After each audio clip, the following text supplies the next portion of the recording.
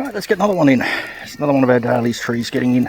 This is some reconstituted potting mix. Okay, 1 bag of potting mix. It's the standard Bailey stuff.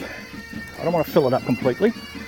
I'm going to add a little bit of this active soil in to give it a bit more body. Not too much. I've got lots of sheep manure in there, but I will get some blood and bone, good old NPK, and we'll just boost it up a bit more. Put a handful of that in. Oh dear, I'm going to have to get out the green life soil, guys. A couple of handfuls of blood and bone. Let's stir that through. And what do we have going in? We have Lemondrop Mangosteen. Again, doesn't taste anything like the purple one, I'm told. Very attractive, green leathery leaves from Central America. White pulp is pleasantly subacidic, aromatic. I don't know what subacidic is, but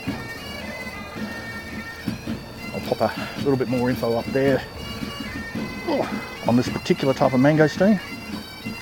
Out she comes. I'm not even going to attempt to grow the purple ones. I've read that there's just no chance of having them grow in WA, even though they are the nicest ones, I'm told. Never tasted one.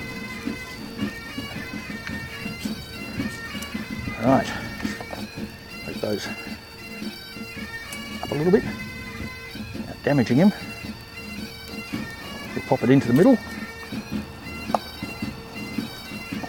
Try and get him upright.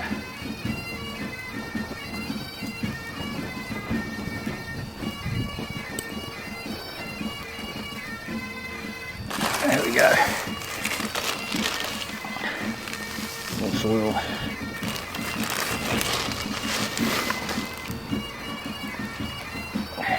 Scatter that around. And let's get our triple C mulch. Right, there's our yellow mangosteen in.